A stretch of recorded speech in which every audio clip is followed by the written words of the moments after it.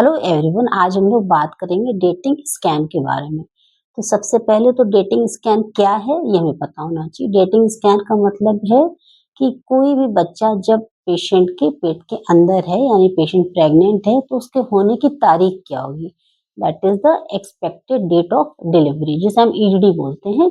तो हम कैसे निकालते हैं कि किसी भी प्रेग्नेंट पेशेंट की बच्चे की होने की तिथि क्या होगी, इसको हम बोलते हैं एक्सपेक्टेड डेट ऑफ डिलीवरी।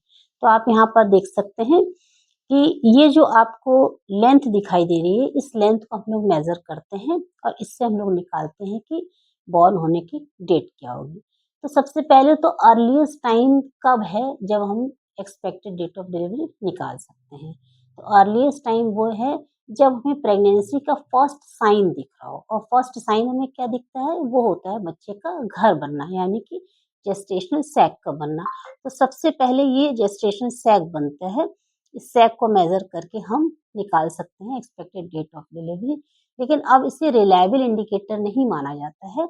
अब हम कोशिश करते हैं कि इस सैक के अलावा योग सैक जब हमारे पास आ जाता है और फीटल पोल बन जाता है, उस समय हम एक्सपेक्टेड डेट ऑफ डिलीवरी निकालते हैं।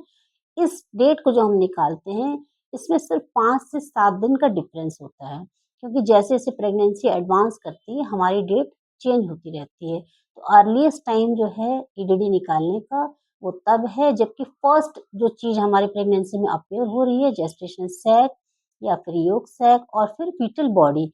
क्योंकि जेस्टेशन सैक जो हमें दिखता है वो 5 वीक्स में दिखता है, योग सैक 5.5 वीक्स में दिखता है और 6 वीक्स में हमें फीटल पोल मिल जाता है। तो ये सारी चीज़ें देख के हम वैसे भी पता कर लेते हैं कि प्रेगनेंसी किस स्टेज पे अभी चल रही है।